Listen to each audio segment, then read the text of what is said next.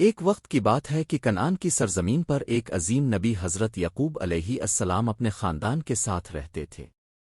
ان کے 12 بیٹے تھے، جن میں سے سب سے زیادہ حسین اور سب سے زیادہ عقل مند ان کا بیٹا یوسف تھا۔ حضرت یوسف علیہ السلام بچپن ہی سے اپنے باپ کے بہت لاڈلے تھے، کیونکہ ان کی معصومیت، نرمی اور اخلاقی خوبیاں نمایاں تھیں۔ ایک رات حضرت یوسف علیہ السلام نے ایک عجیب خواب دیکھا۔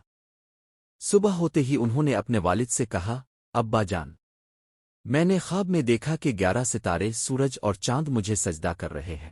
حضرت یعقوب علیہ السلام نے خواب سن کر دل ہی دل میں سمجھ لیا کہ یہ بچہ ایک دن بڑا مقام پائے گا، مگر انہوں نے کہا، بیٹا، یہ خواب اپنے بھائیوں کو مت بتانا، وہ تم سے حسد کریں گے۔ حضرت یوسف کے بھائیوں کو محسوس ہوتا تھا کہ ان کے والد صرف یوسف سے محبت کرتے ہیں اور ان کی طرف زیادہ توجہ دیتے ہیں۔ ان کے دلوں میں حسد کی آگ بھڑکنے لگی۔ وہ اکثر آپس میں مشورہ کرتے کہ یوسف کو کسی نہ کسی طرح راستے سے ہٹا دیا جائے تاکہ والد کی محبت انہیں مل جائے۔ ایک دن انہوں نے منصوبہ بنایا کہ یوسف کو کسی دور جگہ لے جا کر کنویں میں پھینک دیں گے۔ انہوں نے حضرت یعقوب سے کہا کہ ہمیں یوسف کو ہمارے ساتھ میدان میں بھیج دیں، ہم اس کا خیال رکھیں گے۔ حضرت یعقوب کو ڈر تھا، مگر انہوں نے اجازت دے دی۔ بھائیوں نے یوسف کو میدان میں لے جا کر ایک گہرے کنویں میں ڈال دیا۔ وہ روتے رہے، مگر کسی نے رحم نہ کیا۔ پھر بھائی ایک جھوٹا بہانہ بنا کر حضرت یعقوب کے پاس گئے اور کہا کہ یوسف کو بھیڑیا کھا گیا۔ یعقوب نے ان کا یقین نہ کیا اور آنکھوں سے آنسو بہانے لگے۔ ادھر کنویں میں حضرت یوسف تنہا، اندھیرے اور خوف میں تھے، مگر انہیں اللہ پر بھروسہ تھا۔ کچھ وقت بعد ایک قافلہ وہاں سے گزرا۔ انہوں نے کنویں سے پانی نکالنے کی کوشش کی تو ساتھ ہی حضرت یوسف کو دیکھ کر حیران رہ گئے۔ انہوں نے یوسف کو غلام سمجھ کر نکالا اور مصر کی منڈی میں لے جا کر فروخت کر دیا۔ حضرت یوسف کو مصر کے بادشاہ کے وزیر عزیز مصر نے خرید لیا۔ انہوں نے یوسف کی ذہانت اور شرافت دیکھ کر اسے اپنے گھر میں مقام دیا۔ عزیز مصر کی بیوی زلیخا یوسف کی خوبصورتی پر فریفتہ ہو گئی۔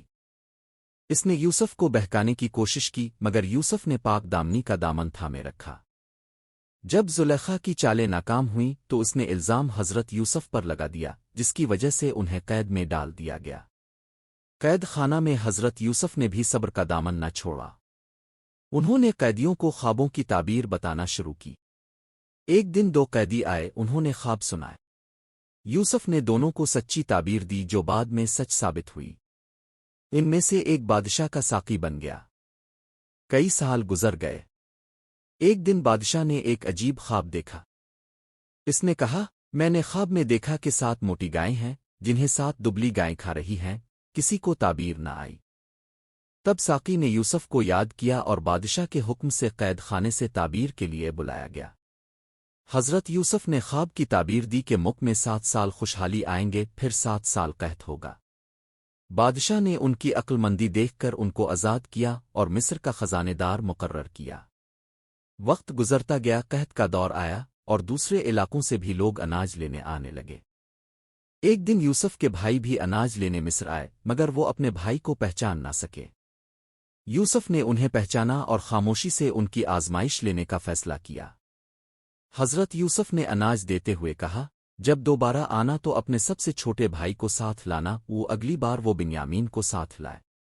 یوسف نے ایک تدبیر سے بنیامین کو روک لیا اور باقی بھائیوں کو واپس بھیج دیا۔ بھائیوں نے واپس جا کر سارا حال حضرت یعقوب کو بتایا۔ حضرت یعقوب کا صبر اب بھی باقی تھا، مگر ان کی بینائی چلی گئی تھی۔ وہ ہر روز یوسف کو یاد کرتے۔ آخرکار حضرت یوسف نے بھائیوں کو اپنا راز بتایا، میں ہی تمہارا گمشدہ بھائی یوسف ہوں۔ سب بھائی شرمندہ ہوئے۔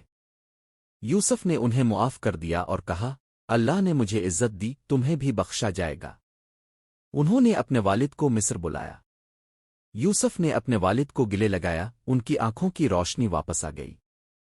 سب خاندان خوشی سے مصر آ گیا۔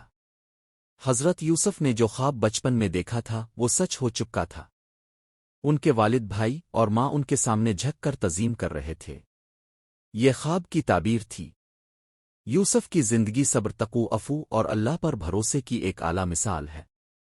انہوں نے ہر ظلم کو معاف کیا، ہر تکلیف میں صبر کیا، اور آخرکار اللہ نے انہیں دنیا و آخرت میں کامیاب کیا۔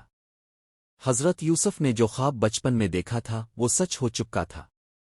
ان کے والد بھائی اور ماں ان کے سامنے جھک کر تعظیم کر رہے تھے۔ یہ خواب کی تعبیر تھی۔ یوسف کی زندگی صبر تقو افو اور اللہ پر بھروسے کی ایک اعلیٰ مثال ہے۔ انہوں نے ہر ظلم کو معاف کیا، ہر تکلیف میں صبر کیا، اور آخرکار اللہ نے انہیں دنیا و آخرت میں کامیاب کیا۔